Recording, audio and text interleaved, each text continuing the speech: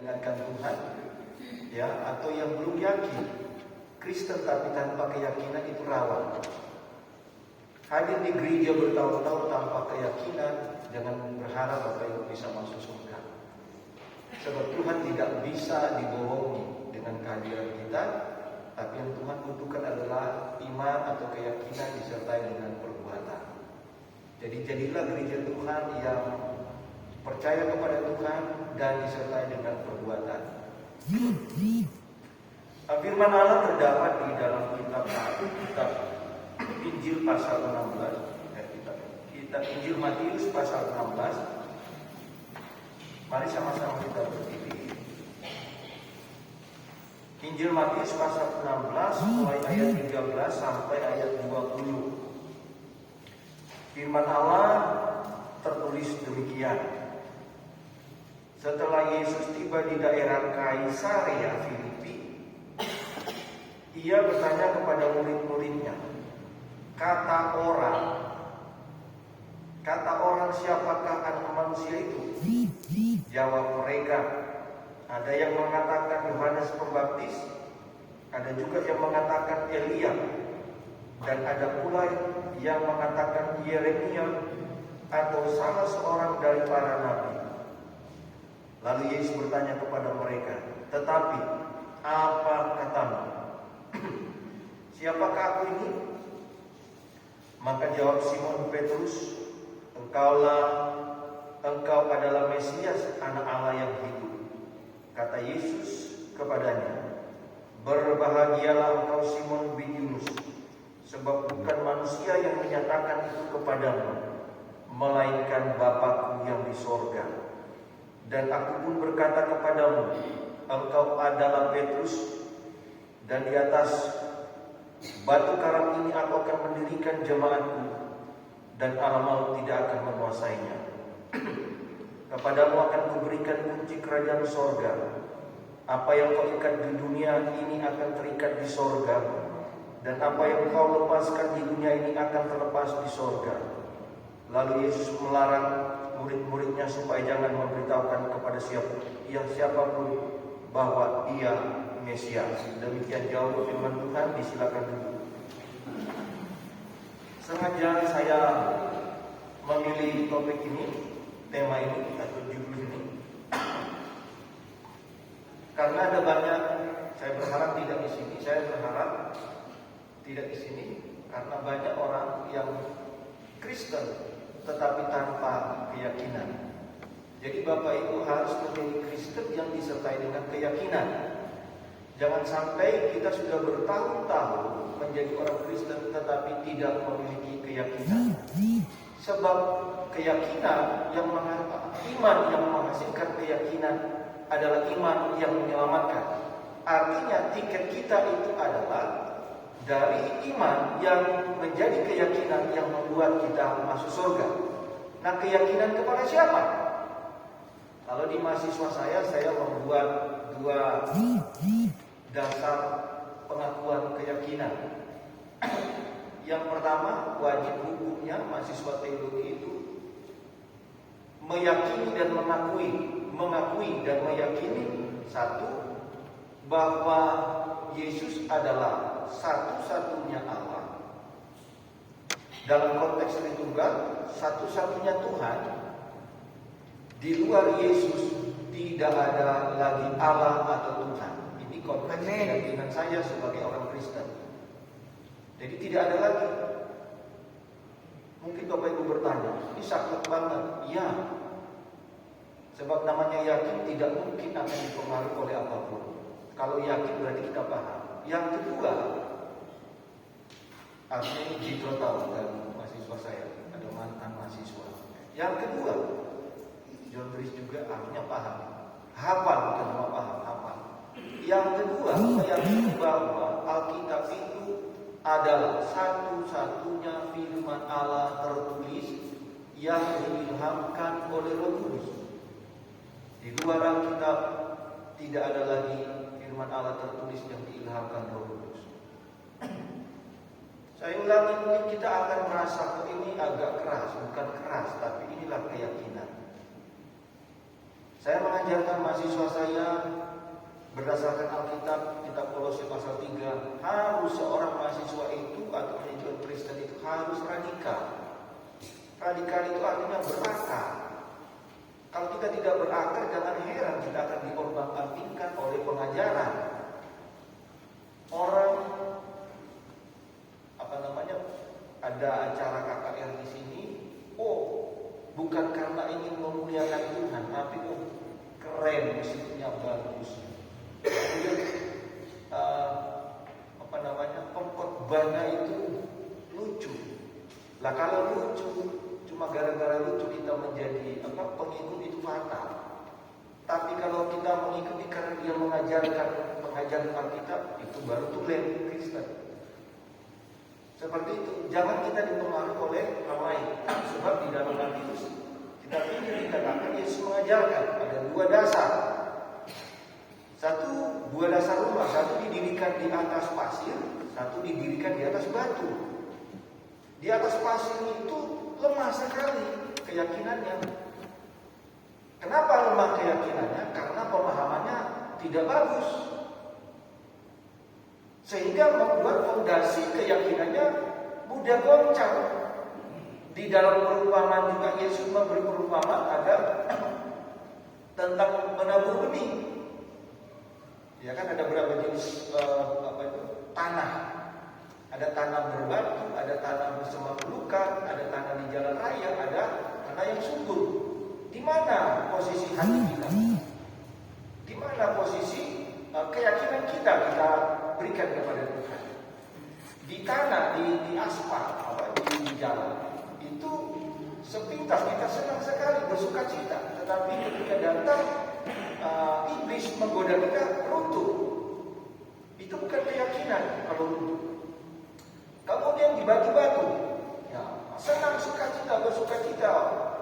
Tapi mengalami pencobaan, himpitan dunia ini, kata Alkitab, kubur imannya. Kemudian di semak belukar, sama. Ada banyak persoalan, ada banyak tekanan, gugur imannya, hilang keyakinannya, cari hal yang lain di luar Yesus. Nah, kemudian yang terakhir ini di tanah yang subur. Bukan salah penaburnya, tapi salah dalam orang menyediakan hatinya, tidak sungguh-sungguh. Ini sangat sepele sebenarnya, tapi fatal. Jadi kita katakan ini pengajaran sekolah minggu, tapi ini fatal. Bukan pengajaran sekolah minggu, atau mungkin ini pengajaran sekolah minggu. Sebab yang namanya sekolah minggu itu bukan anak-anak bukan anak-anak TK sebenarnya. Sebab konsep sekolah minggu kan dari Inggris atau Amerika. Nah, orang kalau sekolah minggu itu gereja, bukan anak-anak TK SD. Cuma karena konsep kita di Indonesia seperti itu.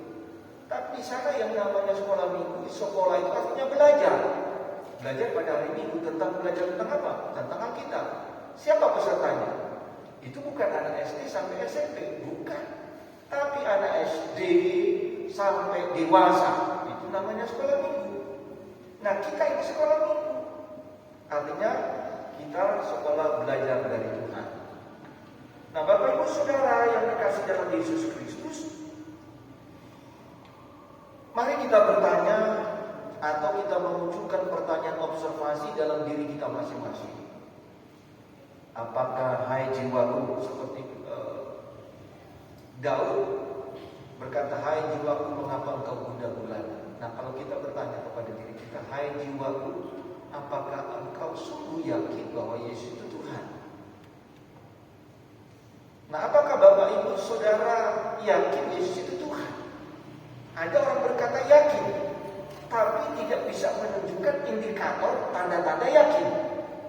Di perkuliahan itu ada namanya silabus. Ya, silabus itu menggambarkan apa mata kuliahnya, berapa jam pelajaran, berapa SKS, siapa dosennya, kemudian materi apa yang akan diajarkan, kemudian tanda-tanda mahasiswa itu menguasai, tanda-tanda mahasiswa itu mampu atau capaian pembelajaran, tanda-tanda seorang itu paham apa. Pertama, dia dapat, misalnya kalau kita belajar tentang Tuhan tentang Yesus saudara Tuhan, dia mampu menjelaskan Yesus adalah benar-benar Tuhan. Nah, sebagai gereja Tuhan, ini dasar yang paling mendasar. Saya ulangi, bagi gereja Tuhan ini pelajaran yang paling dasar dan mendasar dalam hidup saya dan saudara. Saudara hadir di gereja, di absen mungkin tidak pernah bolos, tidak membuat saya dan saudara dijamin masuk surga. Tapi kalau kita bolos 1, 2, 3 kali, 10 kali mungkin karena banyak hal, misalnya sakit. Tapi dasarnya kita percaya, sungguh kita paham tentang Yesus adalah Tuhan, mengakui Alkitab, maka jaminan keselamatan bagi saya dan saudara itu mantap. Jadi jangan bermain-main dengan keyakinan, jangan main-main dengan iman. Sebab Alkitab sudah memberitahu kepada saya dan saudara, Alkitab inilah pedoman. Tadi saya sudah menjelaskan tentang Alkitab adalah firman Allah. Kalau boleh saya paparkan dalam beberapa waktu. Kenapa Alkitab disebut firman Allah? Untuk meyakinkan, mungkin ada yang tidak hadir tadi pagi. Kenapa Alkitab firman Allah? Dari sejarah saja, sejarah penulisan itu sudah menunjukkan Alkitab ini firman Allah. Yang pertama, Bapak Ibu tahu, ditulis di 1600 tahun, 1500 sampai 1600 tahun. Dari kitab Kejadian sampai kitab Wahyu. Kemudian hanya ditulis oleh 40 orang. Nah, 40 orang ini terdiri dari berbagai strata pendidikan. Terdiri dari berbagai strata sosial. Ada nelayan, ada tabib, ada nabi, ada rasul. Nah, uniknya lagi, mereka ini tidak pernah duduk bersama, kemudian membuat catatan. Sebab waktu penulisan mereka itu di tempat dan waktu yang berbeda. Terus apa hebatnya Pak kalau ditulis? Bapak Ibu tahu hebatnya. Ditulis 40 orang dengan latar berbeda, dengan status sosial strata pendidikan berbeda. Alkitab ini tidak ada satupun ayat yang bertentangan satu dengan yang lain. Dari kitab Kejadian sampai kitab Wahyu. Yang benar adalah bukan bertentangan, tetapi saling melengkapi satu dengan yang lain. Jadi sempurna. Itu sejarah penulisan, sejarah munculnya Alkitab. Artinya apa? Tadi saya jelaskan dari dasar 2 Timotius 3:16. Segala tulisan yang diilhamkan oleh Allah, segala tulisan yang diilhamkan oleh Allah, arti diilhamkan, artinya Tuhan yang memilih seseorang. Kemudian orang itu digerakkan Tuhan untuk menuliskannya. Dan Roh Kudus tidak meminta orang itu untuk menulis. Tapi Roh Kudus menuntun mereka menguraikan, menuliskan, meredaksi dalam keterbatasan mereka masing-masing. Ada yang orang berpendidikan tinggi seperti Rasul Paulus, ada jabatan imam, ada rasul, ada nabi. Mereka menuliskan menurut kemampuan dan keterbatasan mereka. Tapi Bapak Ibu saya ulangi, cari di dalam Alkitab kalau ada perbedaan, ada pertentangan satu dengan yang lain atau ada kesalahan. Tidak ada. Karena Alkitab sudah mengatakan segala tulisan yang diilhamkan oleh Allah. Artinya Alkitab ini punya Tuhan. Artinya Alkitab ini kehendak Allah untuk dituliskan. Maka jadikanlah Alkitab ini menjadi apa? Pedoman bagi saya dan saudara dalam menjalani hidup. Tidak ada lain lagi. Kalau mungkin ada aturan-aturan itu tambahan. Tapi Alkitab, jadikan Alkitab sungguh-sungguh pedoman bagi saya, hidup saya dan saudara. Saudara mau dipulihkan oleh Tuhan hanya melalui Alkitab, hanya melalui menjalankan Alkitab, tidak ada cara lain. Kalau ada orang mungkin mententang iri hati, itu merusak dirinya sendiri, merusak hubungannya dengan Tuhan. Cara dipulihkan bagaimana? Tidak mungkin saudara hanya datang ke gereja, tapi kata Alkitab, lepaskan pengampunan. Lepaskan pengampunan. Ada cara lain? Ada. Kasih minum obat obat. 10 menit hilang karena dipengaruhi obat kan. Tapi 11 menit kemudian stres lagi. Kenapa? Karena tidak menerapkan ajaran kita. Kemudian kalau Bapak Ibu tanya lagi, terus secara internal apa bukti Alkitab adalah firman Allah? Yang pertama, Bapak Ibu akan menemukan kata berfirmanlah Allah. Yang kedua, selanjutnya dikatakan tuliskanlah, seperti kalau saya tidak salah tadi Keluaran pasal 17 ayat 14. Allah berfirman kepada Musa, tuliskanlah semua. Kemudian Bapak Ibu bisa banyak dapat kata itu. Kemudian Bapak Ibu, apa hebatnya Alkitab? Sudah ada jutaan orang yang dipulihkan oleh Tuhan melalui melaksanakan Alkitab. Jutaan orang, bukan puluhan. Jutaan orang yang terdiri dari berbagai bangsa, belahan dunia, yang ketika mempraktikkan ajaran Alkitab mengalami pemulihan diberkati oleh Tuhan, mengalami mujizat. Artinya apa? Firman ini tidak berbohong. Kalau tidak berbohong, kalau bukti benar bahwa Alkitab ini sungguh-sungguh adalah firman Allah. Baik, itu saja penjelasan singkat tentang Alkitab. Kita berbicara tentang Yesus. Supaya apa?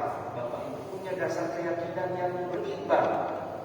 Kalau tadi hanya hadir yang kemudian tidak hadir pada malam ini, kan jadi timpang.